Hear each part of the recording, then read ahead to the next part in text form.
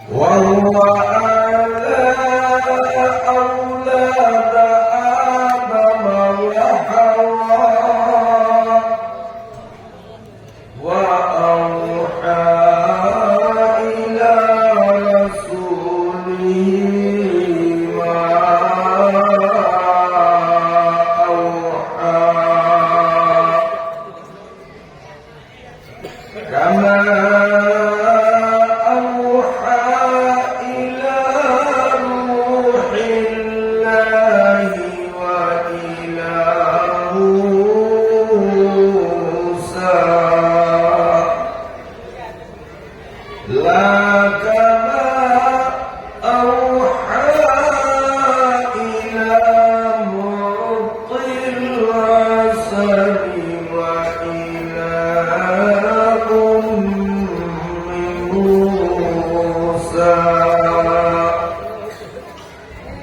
اللهم صل وسلم دائما على رسولك المكرم الأكرم صعيد السماء وعلى آله الصلحاء السعداء. اللهم صل على محمد وعلى آل محمد كما صليت على إبراهيم وعلى آل إبراهيم إنك حميد مجيد. اللهم بارك على محمد وعلى آل محمد كما باركت على إبراهيم وعلى آل إبراهيم إنك حميد مجيد. أما بعد فأعوذ بالله من الشيطان الرجيم. بسم الله الرحمن الرحيم.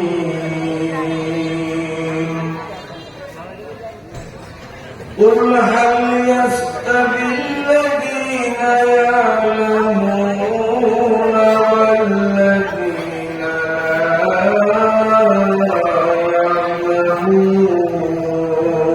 يعلمون. صدق الله مولانا العظيم. وقال النبي عليه الصلاة والسلام طلب العلم فريضة على كل مسلم أو كما قال عليه السلام.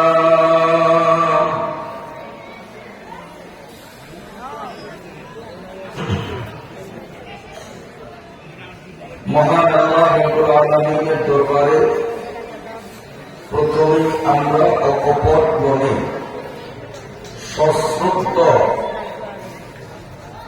শুকরিয়া আদায় করছি, যিনি আমাদের দুনিয়ার সকল ব্যস্ততা থেকে অবসর রেখে কিছু সময়ের জন্য বৃহত্তর দ্বীপ জেলার অনন্য ইসলামী বিদ্যানিকেতন দারুল উলুম আজিজিয়ার আলীনগর মাদ্রাসার ময়দানে মুহতারাম উলামায়ে হযরতের নেক সোহবতে আল্লাহ রাব্বুল আলামিনের অসংখ্য অগণিত রহমতের ফেরেশতাদের বেষ্টনীতে সুস্থ সবল দেহমন নিয়ে সুশৃঙ্খল ভাবে আসা এবং বসার মতো সুযোগ পেলাম, সেই মহান রব্বুল আলামিনকে শুকরিয়া জানাই আলহামদুলিল্লাহ। মুহতারাম হাজিরিন, আমি আপনাদের সামনে সংক্ষিপ্ত খুতবা পাঠাতে পবিত্র কোরআনুল কারীম থেকে একটি আয়াতাংশ তৎপ্রসঙ্গে রাসূলুল্লাহ সাল্লাল্লাহু আলাইহি ওয়াসাল্লাম থেকে বিশুদ্ধ সনদে বর্ণিত বহু সংখ্যক হাদিস সংবাদ থেকে ছোট্ট একটি হাদিসও পরিবেশন করলাম। রব্বুল আলামিন যদি তৌফিক দান করেন, তিলাওয়াতকৃত আয়াত ও পঠিত আয়াত হাদিসের মর্মে অতীব গুরুত্বপূর্ণ ও জরুরি কিছু কথা সংক্ষিপ্ত আকারে আলোচনা করার চেষ্টা করব ইনশাআল্লাহ। আজকে আমরা যে মাহফিলটিতে অংশগ্রহণ করলাম, এই মাহফিলটি একটি মাদ্রাসা কেন্দ্রিক মাহফিল। কি বলে ঠিক কিনা? এই মাদ্রাসাগুলো আজকে আমাদের দেশে ছোট বড় মাঝারি বিভিন্ন ধরনের বহু সংখ্যক মাদ্রাসা সগর্বে মাথা উঁচু করে দাঁড়িয়ে আছে। এ সকল মাদ্রাসাগুলোর মাধ্যমে আমরা, আমাদের সন্তানরা, আমাদের নাতিপুতিরা ইসলামী জ্ঞান আহরণের মতো এক অসাধারণ সুযোগ লাভ করেছে, যেটি অস্বীকার করার কোনো সুযোগ নেই। কথা ঠিক না বেঠিক? তবে এই মাদ্রাসাগুলো আজকে থাকার কারণে আমাদের মাথায় টুপি, পরনে সুন্নতি পোশাক, নামাজ, রোজা, উযু, গোসল ইত্যাদি শরীয়ী বিধানগুলো পালন করা সহজ হচ্ছে এই ধরনের মাদ্রাসাগুলোর বরকতে, না অন্য কিছু। আর মাদ্রাসাগুলো এভাবে দাঁড়িয়েছে আমাদের পূর্বসূরি বুজুর্গানদের ঐতিহাসিক আত্মত্যাগ আর কোরবানির মতো। যদি আমাদের পূর্বসূরিগণ এই মাদ্রাসার জন্য নিবেদিত প্রাণ হয়ে নিজেদের জীবন, যৌবন, জৌলস, অর্থ, করি সবকিছু যদি উৎসর্গ না করতেন, বিলীন না করতেন, তাহলে আজ আলীনগর মাদ্রাসার মতো মাদ্রাসা আমরা পেতাম না, যার ফলশ্রুতিতে ইসলামী কালচার থেকে আমরা লক্ষ মাইল দূরে সরে যেতাম। কথা ঠিক না? আমাদের মুরব্বীদের কেমন আত্মত্যাগের বরকতে এই মাদ্রাসাগুলো আজ আমরা নেয়ামতে বারেদা, সহজলভ্য নেয়ামত হিসাবে পেয়েছি। সম্পূর্ণ ইতিহাস তো বয়ান করার সুযোগ নেই, যেহেতু আমার পরেও আরেকজন আলোচক রয়েছেন প্রধান অতিথি হিসেবে, তিনি আজকের সমাবেশকে অলঙ্কৃত করবেন। সুদূর ঢাকা থেকে আগত মেহমান অত্যন্ত চমকপ্রদ ভাষায় সময় উপযোগী গুরুত্বপূর্ণ বয়ান রাখবেন। আমি মাত্র কিছু সময় আপনাদের সামনে কথা বলবো, এই জন্য যতটুকু সম্ভব কথাকে সংকুচিত করে ছোট্ট করেই বলার চেষ্টা করব ইনশাআল্লাহ। আমাদের সেই পূর্বসূরি মুরব্বীদের মধ্যে একজন মুরব্বী ছিলেন হযরত মাওলানা কাসেম নানুতুবি রাহমাতুল্লাহি আলাইহি। নাম শুনছেন আপনারা? বলেন কিনা? ওলি আল্লাহদের নাম উচ্চারণ করার মধ্যেও বরকত আছে। হযরত মাওলানা কাসেম নানুতুবি রাহমাতুল্লাহি আলাইহি, যিনি ছিলেন ভারতের দারুল উলুম দেওবন্দের প্রতিষ্ঠাতা পরিচালক মুহতামিম, মাদ্রাসার প্রতিষ্ঠাতা এবং পরিচালক বা মুহতামিম প্রধান শিক্ষক। তিনি দেওবন্দ মাদ্রাসা প্রতিষ্ঠা লগ্ন থেকে তার জীবনের স্থাবর অস্থাবর সকল সম্পত্তি মাদ্রাসার উন্নয়ন কল্পে ব্যয় করে জীবনের শেষ পর্বে তিনি একেবারেই রিক্তহস্ত শূন্যহস্ত হয়েছিলেন, তার কোন সম্পদ ছিল না। আমরা দেখেছি, আমি করেছি মির্জা কালু মাদ্রাসায় যখন, সেই মির্জা কালু মাদ্রাসার মুহতামিম সাহেব রাহমাতুল্লাহি আলাইহি, তাকেও আমরা দেখেছি যখন এই বোর্ডিং এ সব বাজার করার কোন উপায় নাই, জমি সস্তা দামে হুজুর নিজের ব্যক্তিগত জমি বিক্রি করে সম্পূর্ণ টাকা দিয়ে বোর্ডিং এর প্রস্তুত। শিক্ষকদের বেতন কয়েক মাস দেয়া সম্ভব নয়, মাদ্রাসার ফান্ড দুর্বল। আমি নিজে সাক্ষী, যেহেতু আমরা তখন সেখানে পড়াশোনা করতাম। মুহতামিম সাহেব তড়িঘড়ি করে 10 টাকার মাল 5 টাকা সহজ দামে নিজের ব্যক্তিগত জমি বিক্রি করে বিক্রয় লব্ধ টাকা যা হাতে আসতো তা দিয়ে উস্তাদদের বেতন দিত। আমরা নিজের চোখের টাকা। কত বড় আত্মত্যাগ! হযরত কাসেম নানতুবি রাহমাতুল্লাহ আলাইহি, তিনিও তার জীবনের সকল সম্পদ মাদ্রাসার জন্য উৎসর্গ করেছেন। মাদ্রাসা চলছে তো চলছে, একদিন ওনার কাছে সংবাদ গেল যে হুজুর, আজকে বোর্ডিং এর চাল কেনার মতো টাকা নেই। হুজুর বলে দিলেন, যাও সকল ছাত্রদেরকে বলো তারা যেন সালাতুল হাজাত করে আল্লাহ পাকের কাছে যায়, কারণ প্রকৃত সাহায্যকর্তা কে? আল্লাহ।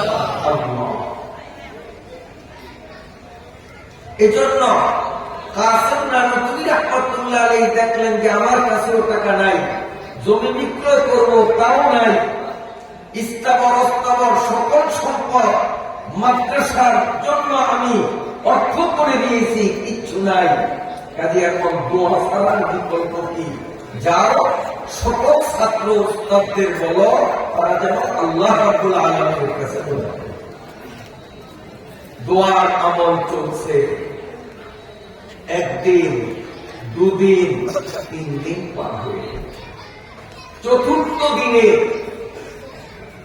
মুহতামিম সাহেব পরিচালক আল্লামা মরহুম মকফুর কাসেম নানতুবি রাহমাতুল্লাহ আলাইহিকে বলা হলো, 3 দিন পর্যন্ত আপনার মাদ্রাসার ছাত্ররা অমুক্ত, ক্ষুধায় সকলে কাতর হয়ে গেছে, ছাত্রদের কাছে ব্যক্তিগত নাস্তা করার মতো যা ছিল তাও ফুরিয়ে গেছে, সামান্যতম কিছু পয়সা যাদের ছিল তাও শেষ হয়ে গেছে। এই 3 দিন আপনার মাদ্রাসার ছাত্ররা সম্পূর্ণ উপবাস, বোর্ডিং এর চুলায় আগুন জ্বলে গেল। আর বর্তমানের হালত, একদিন যদি ডালের লবণ একটু কম হয় না, সেদিনই ছাত্রদের না এই মাদ্রাসায় পড়া যাবে না, কারণ ডাইলে ঠিক মতো লবণ হয় না। আর 3 দিন পর্যন্ত না খেয়ে সবর ইখতিয়ার করে দারুল দেওবন্দের সকল ছাত্রগুলো জমে বসে তারা পড়াশোনার মধ্যে ব্যস্ত, মাদ্রাসা ত্যাগ করা, মাদ্রাসার শিকায়ত করার প্রবণতা তাদের মধ্যে ছিল।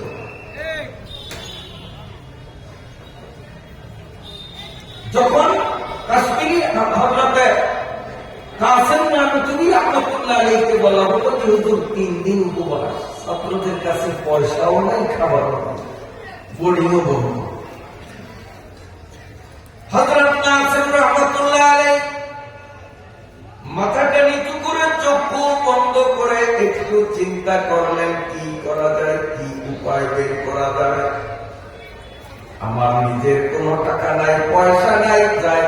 জমিনায় যা দিয়ে তালবেলেনদের খিদমত করব। কি করা যায় তিনি চিন্তা করেন।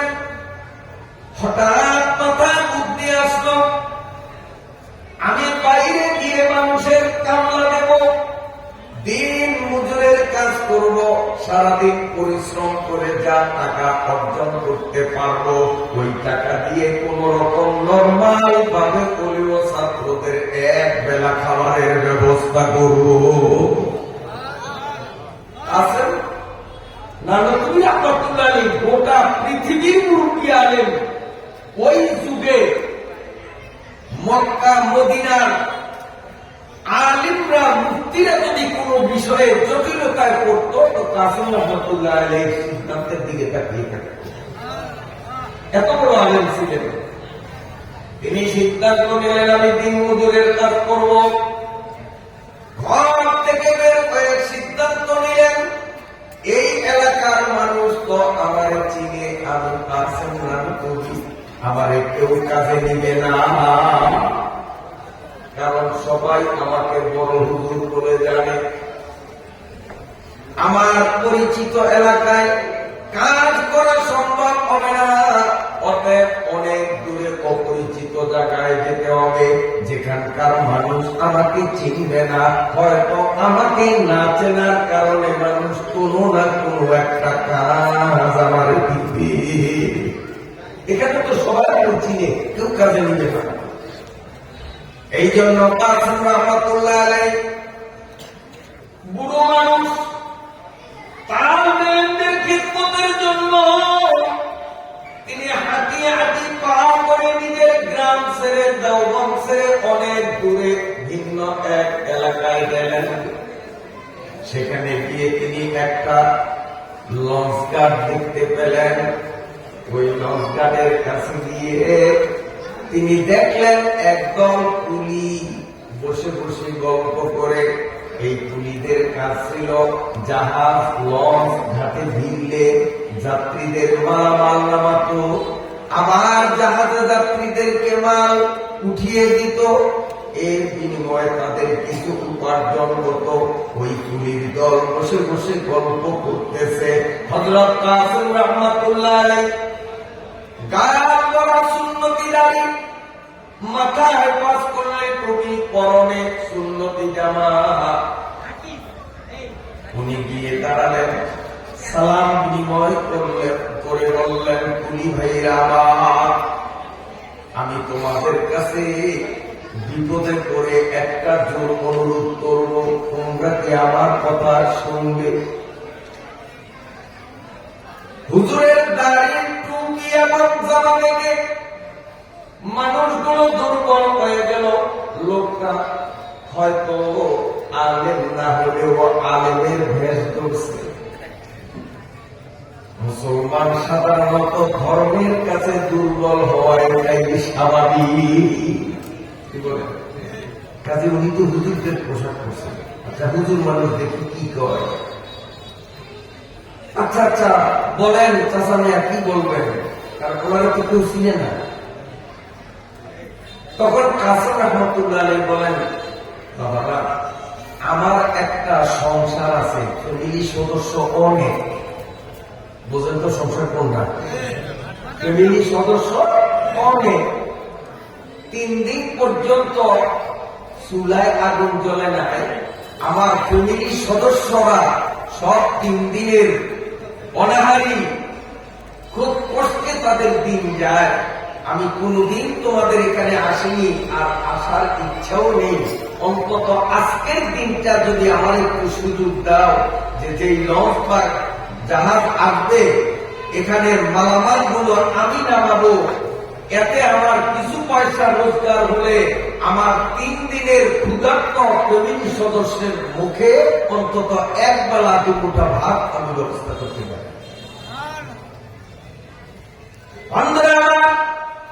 যে কাসিম রহমাতুল্লাহ আলাইহি মক্কা মদিনার আলেমদের উস্তাদ, গোটা পৃথিবীর সমস্ত ছোট বড় সব আলেমদের মুরব্বী। ওই জমানায় ওনার মতো বড় আলেম ছিল না, ছিলেন না। সেই কাসেম রহমাতুল্লাহ আলাইহির আত্মত্যাগ, তার কোরবানি। এত বড় আলেম হয়েও মাদ্রাসার বোর্ডিং এর সাথে এবার নিজে কুলির কাতারে গিয়ে নাম লেখা। मिटा दो अपने हस्ती को अगर कुछ मर्तबा चाहो, मिटा दो अपनी हस्ती को अगर कुछ मर्तबा चाहो, के दाना खाकों में मिलकर गुले गुलजार होता है। কত বড় আত্মত্যাগী! কোন দিক যাবো? আরেকটা কথা স্মরণে করছে, ব্রাহ্মণবাড়িয়া নাম শুনছেন? এই ব্রাহ্মণবাড়িয়া হযরত মাওলানা সিরাজুল ইসলাম রহমাতুল্লাহ আলাইহি বড় হুজুর নামেই প্রসিদ্ধ। ওনার নাম বললে কেউ চিনে না, বড় হুজুর বললে সবাই চিনে। খুব জবরদস্ত ওলি ছিলেন, বুজুর্গ ছিলেন, বড় মাপের আলেম ছিলেন। সেই বড় হুজুর ব্রাহ্মণবাড়িয়া সিরাজুল ইসলাম সাহেব রহমাতুল্লাহ আলাইহি ঘটনা শোনেন। তিনি একটা মাদ্রাসার প্রতিষ্ঠাতা, পরিচালক, মাদ্রাসার তিনি মুকামিল। মাদ্রাসা যেদিন বন্ধ হবে, হুজুর গালে হাত দিয়ে বসে বসে ঝিমাচ্ছেন, চেহারাটা একেবারে সংকুচিত, মলিন। ওই মাদ্রাসার একজন শিক্ষক, নাম মাওলানা ইব্রাহিম। যদিও তিনি জনগণে প্রসিদ্ধি লাভ করেননি, কিন্তু তিনি যে কত উঁচু তবকার ওলি ছিলেন এক্ষুনি ইনশাআল্লাহ সহজে বুঝে আসবে। কিন্তু তিনি যে দ্বীনের জন্য এত বড় আত্মত্যাগী মানুষ, আগে মানুষ কল্পনা করত না। হযরত মাওলানা ইব্রাহিম সেই মাদ্রাসার শিক্ষক, তিনিও গরিব মানুষ, তেমন পয়সাওয়ালা ধনী না। তিনি এসে বললেন, বড় হুজুর আপনাকে ভীষণ মনা দেখা যায়, মলিন মুখী দেখা যায়, কি চিন্তা, কেন আপনার চেহারাটা এমন বেজার বেজার? বড় হুজুর রহমাতুল্লাহ আলাইহি দুই চোখের পানি ছেড়ে দিয়ে বললেন, আমার মাদ্রাসার ছাত্রগুলোর মুখে হাসি না ফুটতে আমি বড় হুজুরের মুখে হাসি ফুটতে পারে না। আমার মাদ্রাসা দাওরা হাদিস থেকে নিয়ে নুরানি পর্যন্ত সব বিভাগের প্রতিজন উস্তাদের মুখে হাসি না ফুটতে আমি মুহতামিমের মুখে হাসি শোভা পায় না। হুজুর বিষয়টা বুঝলাম না, কি বলছেন? বড় হুজুর রহমাতুল্লাহ আলাইহি দুই চোখের পানি চক্ষু থেকে গড়িয়ে গড়িয়ে পড়ছে, আর তিনি বলেন, দেখো মাওলানা, সবসময় মাদ্রাসা যেদিন বন্ধ হয় সেদিন শিক্ষকদের হাতে কিছু না কিছু বেতন বাবদ ধরাইয়া দিতে হয়, কারণ বন্ধ পেয়ে বাড়িতে যাবে, স্ত্রী পুত্র বাল বাচ্চা সংসার এগুলোর জন্য কিছু পয়সার দরকার আছে না। মাদ্রাসা বন্ধকালীন শিক্ষকদের হাতে বেতন বাবদ কিছু দিতে হয়, কিন্তু তোমরা তো জানো মাদ্রাসা ফান্ড শূন্য, দেওয়ার মতো কিচ্ছু নাই। কিছুক্ষণ পরেই তো বন্ধ ঘোষণা করা হবে, শিক্ষকদের একটা টাকা বেতন দিতে পারবো না। আমার শিক্ষকরা বলি মুখে মুখ বেতারে বাড়ি যাবে। বলতো আমি সেই মাদ্রাসার মুহতামিম তুলাক করে হাসতে পারি? আমি কেমনে হাসতে পারি? আমার শিক্ষকদেরকে আজকে বেতন দেওয়ার ক্যাপাসিটি আমার নাই। আমার শিক্ষকদের মন মলিন থাকবে, আমার মুখে হাসি আসতে পারে না, কোন যুক্তিকতা নাই। এতটুকু বলার সঙ্গে সঙ্গে হযরত মাওলানা ইব্রাহিম রহমাতুল্লাহ আলাইহি সাধারণ শিক্ষক তিনি চোখের পানি গড়গড় করে ছেড়ে দিয়ে বললেন, জনাব এখনো বন্ধ ঘোষণা কইরেন না, আমি একটু আসি বাড়ির থেকে। ঠিক আছে যান। ইব্রাহিম সাহেব কান্না বিজড়িত করতে, অশ্রু বিসর্জন আরতে নিজের প্রিয়তমা স্ত্রীকে আলিঙ্গন করে বলে, আমার সহধর্মিনী ও আমার জীবন সঙ্গিনী, আল্লাহ রাব্বুল আলামিন তোমার জান্নাতের অলংকার পড়াইবে, তোমার অলংকার গুলো আল্লাহর রাস্তায় তুমি কুরবানি দিবা কিনা। স্বামী যখন স্ত্রীকে বলছে,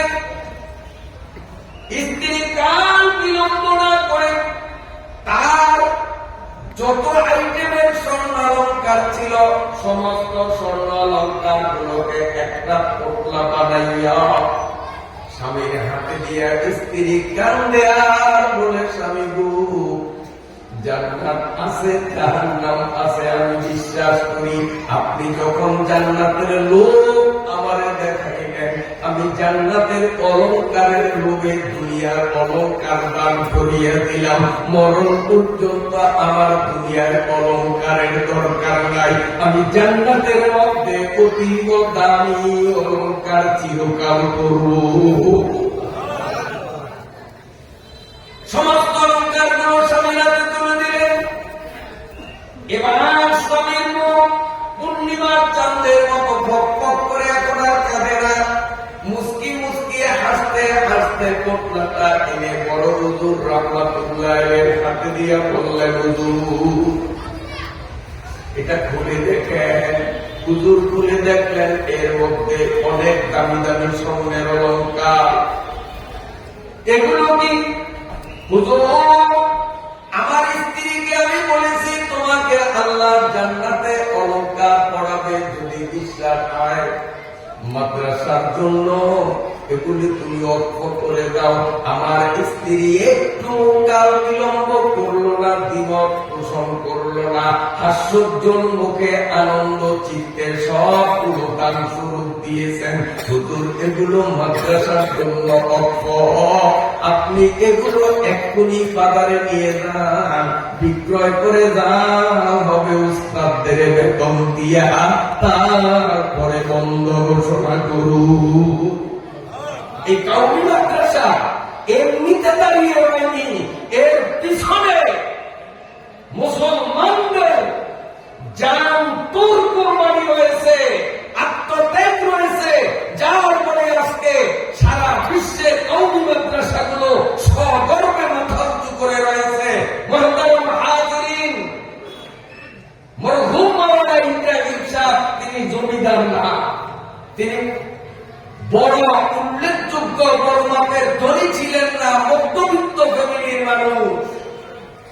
মাদ্রাসার জন্য এইভাবে জান কোরবানি দিলেন। বরঞ্জুর রহমাতুল্লাহ আলাইহি ওগুলো বিক্রয় করে টাকা উস্তাদদের হাতে ধরিয়ে দিয়ে তারপরে বন্ধ ঘোষণা করলেন। ঠিক আমাদের আরো প্রাচীন মুরব্বী হযরত কাসেম নানতুবি রাহমাতুল্লাহ আলাইহি কথা বলতেছিলাম, মনে আছে? কাসেম নানতুবি রাহমাতুল্লাহ আলাইহি কুলিদেরকে সম্বোধন করে বললেন, আজকের কুলির দায়িত্বটা আমি পালন করব, তোমরা ছুটি কাটাও। এতে আমার বড় ফ্যামিলির অন্তত এক বেলার খাবারের নরমাল হলেও ব্যবস্থা করলো। সমস্ত কুলিরা মাথা নিচু করে বলছে, আপনাকে দেখতে হুজুর হুজুর মনে হয়, হুজুর হইলে আপনি কুলিগিরি করতে আসতেন না, তবে আপনি ভালো মানের মানুষ, হুজুরদের পোশাক পরেছেন। আমরা মুসলমানরা ধর্মের কাছে দুর্বল, অতএব আমরা আপনার টুপি দাড়ি এবং এই সুন্নতি পোশাক দেখে সম্মান করে ঘোষণা দিলাম, আমরা আজকে কেউ কাজে যাব না, যত কাজ সম্পূর্ণ আপনি করবেন, আজকের উপার্জন যা সব আপনার জন্য ফ্রি করে দিলাম। সুবহানাল্লাহ, সুবহানাল্লাহ। হযরত কাসেম রাহমাতুল্লাহি আলাইহি মুরব্বী মানুষ, বুড়া মানুষ, তিনি টার্মিনালের কাছে আগাচ্ছেন আর দেখতেছেন একটা লঞ্চ আসতেছে, দোতলা লঞ্চ। ভাবলেন এই লঞ্চে অনেক যাত্রী হবে, এদের মালামাল নামিয়ে দিলে অনেক টাকা পাবো, আমার বোর্ডিং এর এক বেলার খরচ তো হবে ইনশাআল্লাহ। কিন্তু ভাগ্যের নির্মম পরিহাস, লঞ্চটা যখন টার্মিনালে গেল, হযরত কাসেম রাহমাতুল্লাহ আলাইহি পৃথিবীর 1 নম্বরের বড় আলেম, এখন তিনি কুলি ভেসে বোঝার নামানায়ের জন্য তখন টার্মিনালে চড়লেন। লক্ষ্য করে দেখলেন লঞ্চ একটা, যাত্রীও কেবল একজন, খালি একজন যাত্রী। মানে ওইটা লাইনের লঞ্চ ছিল না, এইটা ছিল ওই যে যাকে হুজুর যাত্রী ভাবছেন উনি ওই লঞ্চের মালিক, উনি লঞ্চের মালিক। আর কোন যাত্রী নেই, ওটা লাইনের লঞ্চ না, প্যাসেঞ্জার বাহী লঞ্চ না। কাসেম রাহমাতুল্লাহ মনটা খারাপ হয়ে, একজন যাত্রী কয় পয়সা পাবে। তারপর চিন্তা করলেন যা হয় হোক, আমি তা দিয়ে মাদ্রাসার ছাত্রদের মুখে খাবার দেওয়ার চেষ্টা করব। এই জন্য কাসেম রাহমাতুল্লাহ আলাইহি আগাইয়া সিঁড়ি বইয়া তিনি লঞ্চে উঠলেন। অমনি ওই যাত্রী যাকে মনে করছেন সেই আগন্তুক লোকটা বলে, চাচা কুলিগিরি করেন? তখন হুজুর বলেন, কুলিগিরি না করলে কি আর এখানে আসা হতো?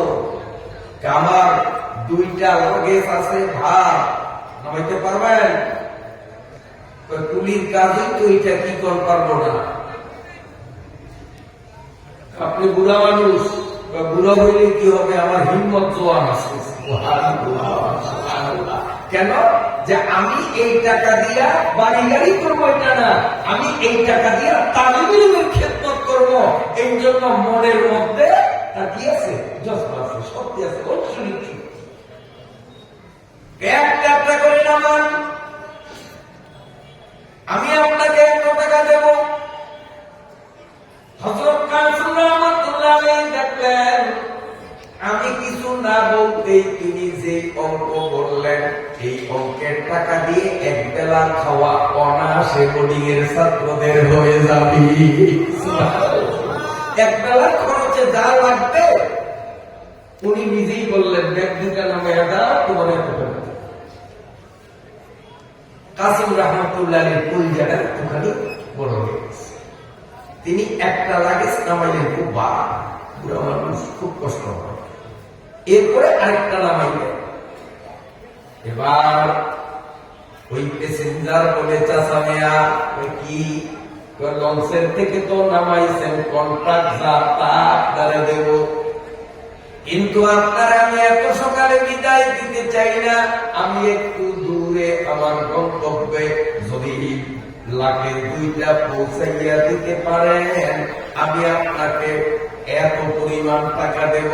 হযরত কাসেম রাহমাতুল্লাহ আলাইহি দেখলেন এইবার উনি আমাকে যে অঙ্ক বললেন তা দিয়ে আমার মাদ্রাসার বোর্ডিং এর 7 দিনের খোরাকি চলবে। আল্লাহ আছে এই কার কারিস না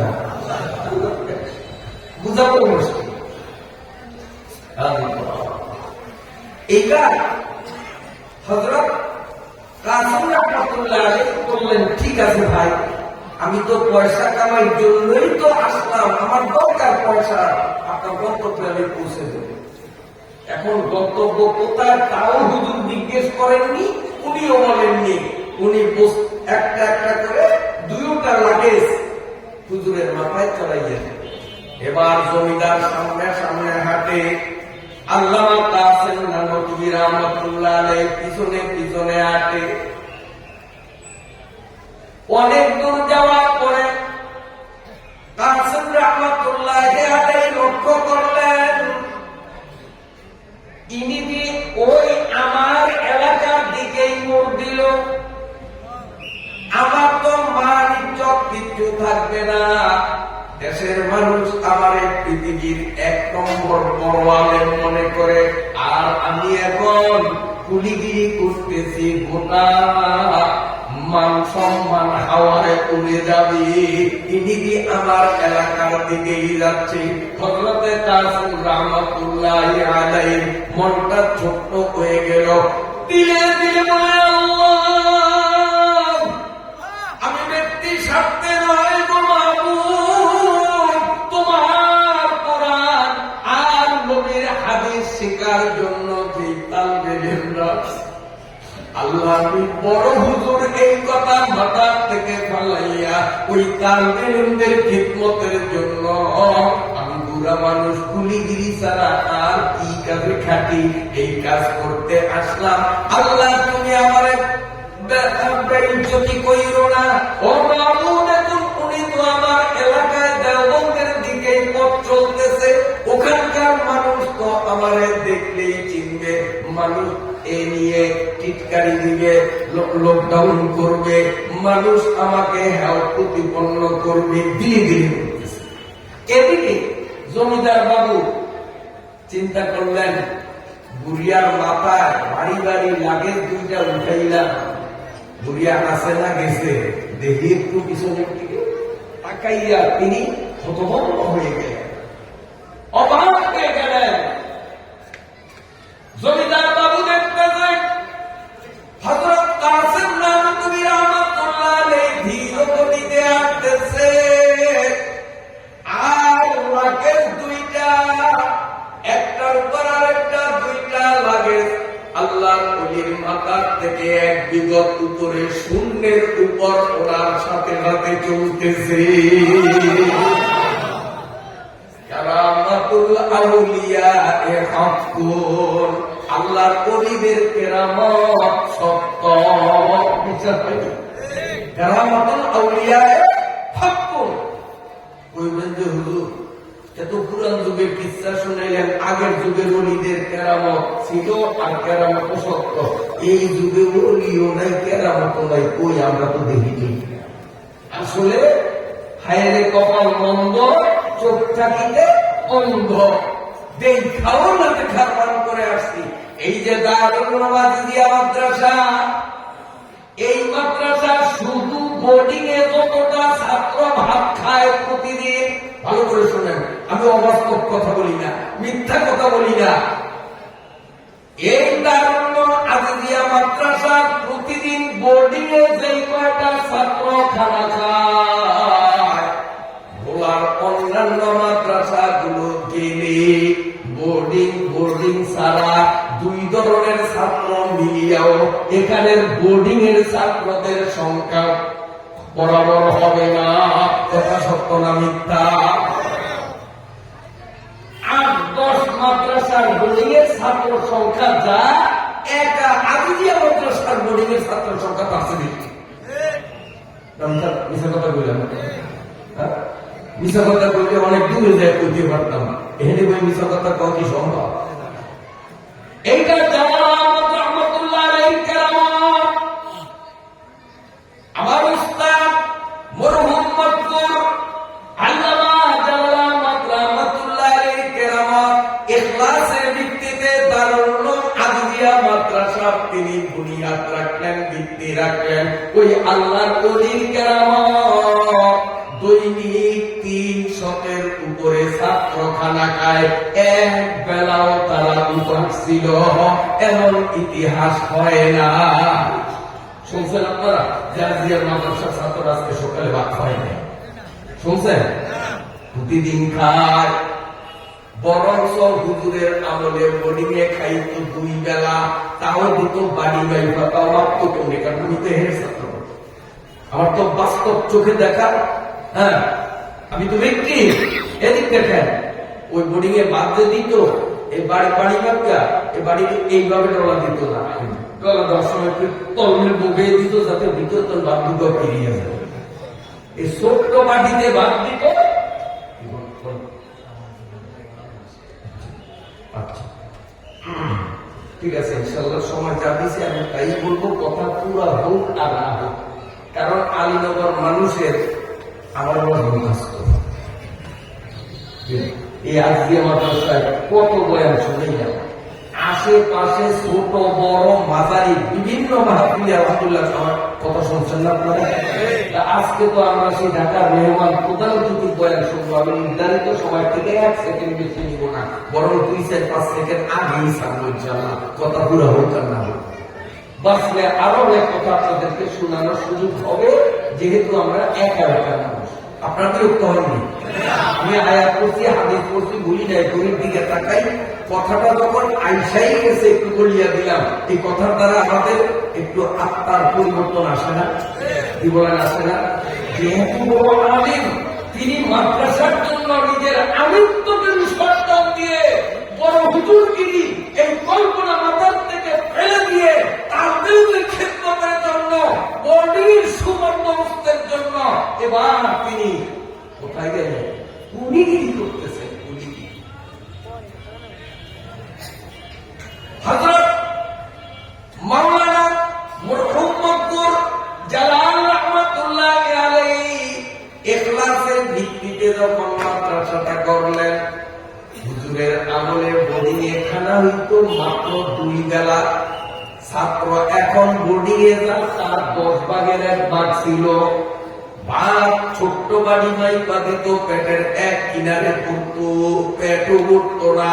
আবার বাউরছে ওই বাড়ির মধ্যে এইভাবে টোলা না দিয়া এইভাবে বুগাইয়া গলা দিত, যাতে ভাত আর দুগা কমে। এমনি বাড়ি ছোট, আবার বুগাইয়া তারপরে 2 বেলা খানা। আর আজকে হুজুর যদি জীবিত থাকতেন, হুজুর দেখতেন আজিজিয়া মাদ্রাসার বোর্ডিং এখন জামাইরা দল, শ্বশুর বাড়ি যেমন 3 বেলা খাবার, আজিজিয়া মাদ্রাসার বোর্ডিং এও মাসের প্রতিদিন কয় বেলা খাওয়াই? এই তোরা কমই দিই না, 1 বেলা খাওয়া, 1 বেলা কয় বেলা? 3 বেলা। 3 বেলা। তারপরে আমাদের বলে যাও স্বামীগুলো রহমাতুল্লাহ আলাইহি যখন জীবিত ছিলেন, আমি পরিচিত, তখনকার ডাইল বাপরে বাপ এত সালাক ছিল। ওই বাবরসি ভাতের উপরে ডাইল দিতে দেরি কোন ভাগে ডাইল বলাইতো বুঝে ওঠা। বুঝলেন আমার কথা? বোঝেন না? খুব বড় হয়ে গেছে ভাতের দেওয়ার আগে বলে শুধু এত বড় ডাইল নিয়ে বাস পানি দিয়ে বলিয়া করবো। আর এখন শ্বশুর বাড়ি জামাইলে যেমন ডাইল গুলা খাওয়ায়, আজিজিয়া মাদ্রাসার বোর্ডিংও ওই রকম ডাইল, মাছ গোস্ত তরকারি বাড়ির মতো পালা ক্রমে প্রতিবেলায় খানা পরিবর্তন হয়, কি হয় না? জালাল রাহমাতুল্লাহি আলাইহি এটাই কেরামত, কেরামাতুল আউলিয়া এর হক। আমার কথাগুলো রুহানি ভাবে আল্লাহর ওলি, আল্লাহর কুতুব, আমার উস্তাদ, আপনাদের মুরব্বী জালাল রাহমাতুল্লাহ আলাইহি যেহেতু কবর আমাদের পাশে, তিনিও আমাদের কথাগুলো শুনতেছেন। আমার বাইরে বাবাজিরা, ওই জমিদার ভাবলো বুড়িয়ার কাঁধে, বুড়িয়ার মাথায় 2টা ভারী লাগে চড়াইয়া দিলাম। বুড়িয়ার কি অবস্থা, ঘাড় আছে না গেছে?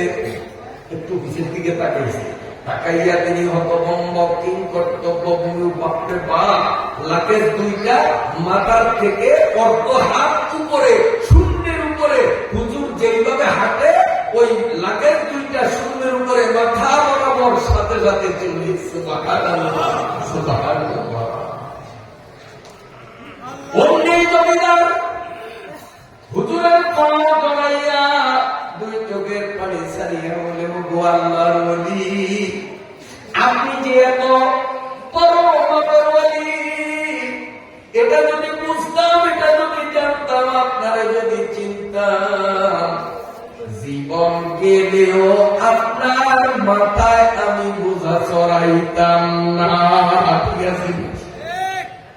ও হুজুর, আপনার পরিচয় না দিতে আমি পা ছাড়ব না। আল্লাহ আল্লামা কাসেম নানভী রাহমাতুল্লাহি আলাইহি তখন মনে মনে চিন্তা করেন, আল্লাহ গো, ধরা তো কইরা গেলাম, যেহেতু আমার নাম জিজ্ঞেস করছে, দালাই পালাই করলে মিথ্যা হবে। আলেমদের মুখে মিথ্যা শোভা পায় না, মুমিনদের মুখেও মিথ্যা শোভা পায় না। মিথ্যা বলতে পারে একমাত্র মুনাফিক। মিথ্যা বলা এটা মুনাফিকই স্বভাব। ইমানদারের জন্য শোভা পায় না। আমি তো ফার্স্ট ক্লাসের ইমানদার, আমি কেমনে মিথ্যা কথা বলবো? আমি কেমনে মিথ্যা কথা বলবো? হযরত কাসিম রাহমাতুল্লাহি আলাইহি তখনই কোরআন শরীফের একটা আয়াত মনে পড়ে গেল, যেই আয়াতের বাংলা অর্থ হলো, ও নবী, মানুষদের মধ্যে কিছু মানুষ এমন রয়েছে যেই মানুষগুলো নিজের যশ খ্যাতি মান সম্মান আরাম আয় সব কিছু দিনের জন্য বিলাইয়া দেয়। আপনি তাদেরকে সুসংবাদ দেন, তারা যখন নিজের যশ খ্যাতি মান সম্মান আদিত্য বরত্বকে বিসর্জন দিনের স্বার্থে দিল, আল্লাহর সন্তুষ্টির জন্য দিল, নবী আপনি জানাইয়া দেন আমি আল্লাহ তাদের প্রতি সন্তুষ্ট। এই আয়াতটা যখন মনে পড়লো, মনে করার পরে কাসিম রাহমাতুল্লাহ আলাইহি তখন বলতেছেন যে এখন আমার নাম পরিচয় দিলে অসুবিধা নাই, মান ইজ্জত থাকুক আর যাও, আমি তো অন্তত সেই কাতারের যারা আল্লাহর জন্য নিজের আমিত্বকে বিসর্জন দেয়, আমিও তার আমিত্ব বিসর্জন দিয়েছি, আল্লাহ তাদের উপরে সন্তুষ্ট, আমিও তো তাদের বিসর্জন দিয়ে দেবো, কাজে নাম বলতো অসুবিধা কি? এবার হুজুর মন্থর আওয়াজে ছোট্ট ছোট্ট শব্দে বলেন, ও জমিদার মিয়া, আমার নাম কাসেম নানতুবি। ওই লোকটা তখন ঠক করে কাটতেছে, ঠক করে, আরে আল্লাহ, তার মাথা আমি বুঝাবই না, কার সাথে আমি বিয়াদবি করলাম? সারা জীবন কাসেম নানতুবি নামটাই শুনছি, কিন্তু চেহারায় ওনাকে কোনোদিন দেখি নাই। এই বিশ্ববরণ্য বুজুর্গ আলেমের সাথে বেয়াদবি করলাম, আমার কি উপায় হবে? দপ্তর করে কাঁদতেছে আর বলতেছে, আপনার মতো এত উঁচু মাপের আলেম এত নিম্নমানের কাজে কেন যোগদান করলেন? আল্লাহর ওলি কাসিম রাহমাতুল্লাহ আলাইহি দুই চোখ থেকে গড়গড় গড়গড় করে পানি পড়তে আরম্ভ করলো। তিনি কাঁদতেন আর বলেন, ভাইজান, সত্য কথা হলো আমার মাদ্রাসার বোর্ডিং এর ছাত্ররা 3 দিন পর্যন্ত কিছু খাইতে পারে না। মাদ্রাসার তহবিলে কোনো টাকা নাই, আমার সহায় সম্পদ সব ব্যয় করেছি, এখন দেওয়ার মতো কিচ্ছু নাই। তাই আমি আমার শরীরটাকে ব্যবহার করিয়া যা উপার্জন করতে পারবো, আমার বোর্ডিং এর ছাত্রদের খানার ব্যবস্থা হবে, তাই এই পথটা বেছে নেওয়া। ওই জমিদার আল্লাহ কাসিম রাহমাতুল্লাহ আলাইহির পা দুখানা জড়িয়ে ফুপিয়ে ফুপিয়ে কাঁদতেছিলেন আর বলেন, আজকে 3 দিন আমি ঘুমাইতে পারি না। এই 3 দিনে দিনে হোক আর রাত্রে হোক, যখনই আমার চোখে তমরা আসে তখনই আমি দেখি মদিনার পয়গম্বর হায়াতুন নবী রাসূলুল্লাহ সাল্লাল্লাহু আলাইহি ওয়াসাল্লাম নিজের হাতের আঙ্গুল দিয়া আমারে সপ্তযোগে ভূতা দিয়ে কয়, টাকার পাহাড় নিয়ে বৈশা আছো আর মাদ্রাসার বডির তালবেলুল্লাহ 3 দিন পর্যন্ত ক্ষুধার্ত থাকিয়া ওনা হাইরু মুস্তাওয়ার আল্লাহর কোরআন পড়ে, আল্লাহর রাসূলের হাদিস পড়ে, ফিকহ পড়ে, তাফসীর পড়ে, আর তুমি কারি কারি টাকার বোঝা নিয়ে বসে আছো। যাও তাড়াতাড়ি বডির ছাত্রদের খাবার ব্যবস্থা করো। হুজুর, আমি 3 দিন স্বপ্ন দেখলাম, এই জন্য আমি আজকে আসি নাই। মদিনার পয়গম্বর আমারে পাঠাইছেন, এই লাগেজ 2টার মধ্যে কোনো মালামাল নাই, সব টাকার নোট ভরা। এই সম্পূর্ণ টাকাগুলো আমি আপনার আপনার মাদ্রাসার বোর্ডিং এর তালিবে ইলমদের খাবারের জন্য এনেছি। ইযা খালাতিস সালামি মুবতাইলা আজাবাহুল্লাহু থুম্মা লাব্বাহু সাআলতা আবি ওয়া আনতা ফি কানাফি ওয়া কুল্লামা কুলতা আবসামিআহু। ও আল্লাহর বান্দারা, ও পর্দার আড়ালের আল্লাহর বান্দিরা, যখনই বিপদে পড়লো যদি একটু মালিকের সাথে গোপন আলাপ করতে পারি, দোয়া করতে পারি, আমার আল্লাহ রব্বুল আলামিনকে একবার যদি আল্লাহ বলে ডাকতে, আমার আল্লাহ 70 বার জবাব দিয়া বলে বন্দাহুল্লাহ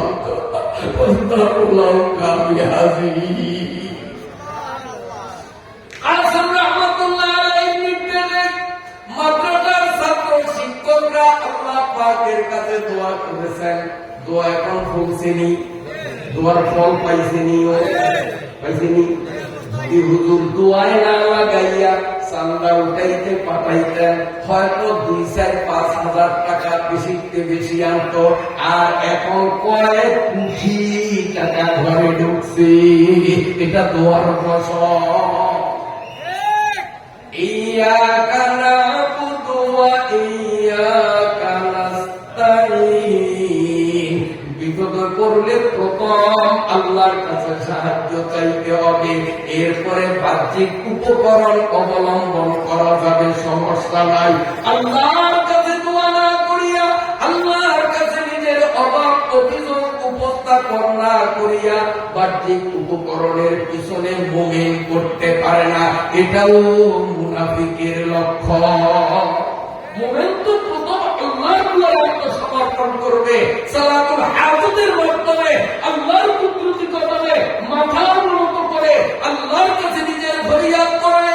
আল্লাহ যেমন নবীজিকে স্বপ্নের মাধ্যমে ওই লোকটাকে দেখা দেওয়াইয়া, আল্লাহ যেমন কোটি কোটি টাকা মাদ্রাসায় পৌঁছাইয়া দিলেন, আমি আপনিও যদি আল্লাহর কাছে দোয়া করি, কোনো না কোনো উপায়ে আল্লাহ আমাদের সমস্যার সমাধান করবো না, করবো না। আল্লাহ দোয়া করিয়া দেখ না, আমি আল্লাহ কবুল করি না। হয়তো কোন দোয়ার ফল আমরা একটু তাড়াতাড়ি পাই, কোনটার ফল একটু দেরিতে পাই। রাসূলুল্লাহ সাল্লাল্লাহু আলাইহি ওয়াসাল্লাম বলেন, মান আফারা বিইলান লিআখিহি ফাকাদ ওয়াকাফা ফি। কেউ যদি কারো ক্ষতি করার জন্য গর্ত করে, তো ওই গর্তের মধ্যে সে নিজেই পড়ে। এটা কার কথা? আল্লাহ রাসূলের কথা। যে অন্যের ক্ষতির জন্য গর্ত খনন করে, এই গর্তের মধ্যে সে নিজেই পড়বে। কার কথা? আমাদের নবীর কথা। আমাদের নবীর কথা সত্য না মিথ্যা? তিনি as-সাদিক আল-মাসদুক। আমার নবীর চেয়ে মহাসত্যবাদী এই পৃথিবীতে আর কেউ আসে নাই, আসবেও। আমার নবীর চেয়ে সত্যবাদী পৃথিবীতে আসেও নাই, আসবেও না। সেই সত্য নবী বলছেন। কিন্তু অনেকের মনে সন্দেহ, ওই কুয়া খনন করিয়া এই কুয়ার দ্বারা কত মানুষের ক্ষতি করলো, কই সে তো মরে না। এই জন্য রাসূলের হাদিসের প্রতি আমাদের সন্দেহ থাকলেও আজকে 17 তারিখে সন্দেহ আর থাকতে পারে না। ওই কুয়ায় পড়ছেনি, না এটা আল্লাহর কাছে দোয়া। কোনটা সাথে সাথে ফলে, কোনটা একটু বিলম্ব ফলে। এইটা 17 তারিখের টার্গেট একটু বিলম্ব হয়েছে।